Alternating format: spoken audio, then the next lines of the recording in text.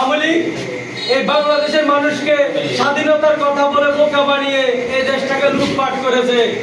আর একটি নতুন রাজনৈতিক দল এনসিপি নাম, যাদের রাজনীতির বয়স এখনো হয়নি, তারা চব্বিশের আন্দোলন, নিজেদের একক আন্দোলনের কথা বলে দুর্নীতি 10 মাসের মধ্যে দুর্নীতি, তাদের লুটপাট, এটা মানুষ দেখতেছে। অথচ তারা মানুষকে বিএনপিকে চাঁদাবাজ বিভিন্ন ধরনের কথা বলে তারাই চাঁদাবাজি লুটপাট করতেছে। এই দেশের মানুষ দেখতেছে না, এই দেশের মানুষ বোকারা। আরেকটি দল আছে, তারা 5 ওয়াক্ত নামাজের কথা বলে, ইমামতির কথা বলে, বাড়িয়ে বাড়িয়ে মহিলাদেরকে গিয়ে সিঙ্গারা সমস্যার মধ্যে জাদু দিয়ে বলে তারা বেহেশতের টিকিট করতেছে।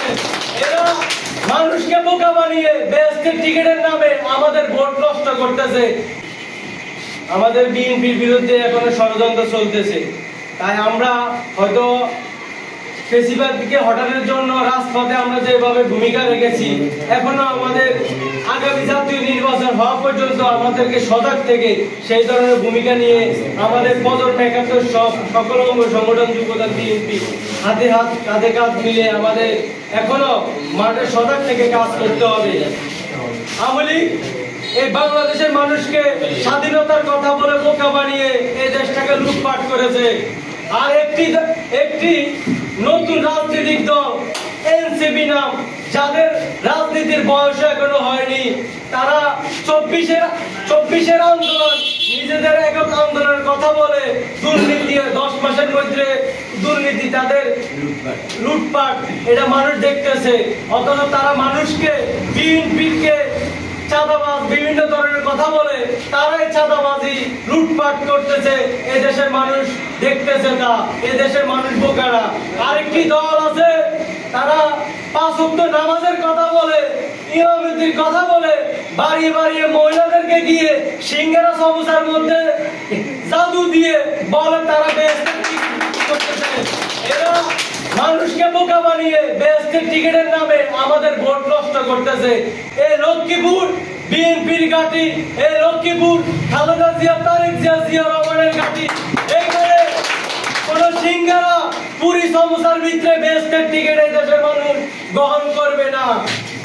আজকে একটি কথা বলতে চাই, ইতিপূর্বে আমাদের লক্ষ্মীপুর শহীদুদ্দিন চৌধুরী আনি ভাই, শাহাবুদ্দিন সাবু ও হাসিফ ভাই আমাদের বিএনপির ভাবমূর্তি নষ্ট করার জন্য একটি মিথ্যা ষড়যন্ত্র করে তারা একটি হত্যাযোগ্য কাজকে নিয়ে তারা আমাদের নামে মামলা দিয়ে হামলা দিয়ে আমাদের বিএনপির ভাবমূর্তি নষ্ট করার জন্য ষড়যন্ত্র করতেছে। তাই আমরা বলতে চাই, আমরা কোন সন্ত্রাসী দল নয়, আমরা শহীদ প্রেসিডেন্ট জিয়া রহমানের আদর্শের দল। তাই একটি কথা বলতে চাই, আমরা স্বৈরাচারী সরকারের রাজপথে থেকে মোকাবেলা করতেছি। আপনাদের এই ষড়যন্ত্র মোকাবেলা করতে আমাদের কোনো দ্বিধাবোধ, কোনো ষড়যন্ত্র মোকাবেলা করতে আপনাদের পিছপা হব না। আমাদের আদর্শকে দুর্বলতা ভাববেন না, আমরা রাজপথে ছিলাম, ভবিষ্যৎ থাকবো। এই ধরনের ষড়যন্ত্র করে লক্ষ্মীপুরে বিএনপিকে দুর্বল করতে পারবেন না। প্রিয় সংগ্রামী ভাইরা, একটি কথা বলতে চাই, জাতীয়তাবাদী প্রজন্ম একাত্তরের ইতিহাসকে, স্বাধীনতার ইতিহাসকে আগামী দিনে মানুষের মধ্যে তুলে ধরার জন্য, নতুন প্রজন্মের মাঝে প্রজন্ম একাত্তরের ইতিহাসকে তুলে ধরার জন্য প্রত্যেকটা মাঠে ঘাটে কাজ করতেছে। স্বাধীনতা সার্বভৌমত্ব রক্ষার স্বার্থে আমরা সবসময় মাঠে আছি, কাজ করব। এই একাত্তরের ইতিহাসকে নিয়ে ষড়যন্ত্র করলে এই প্রজন্ম একাত্তর ইতিহাস যারা ষড়যন্ত্র করতে চাবে তাদেরকে প্রতিহত করবে।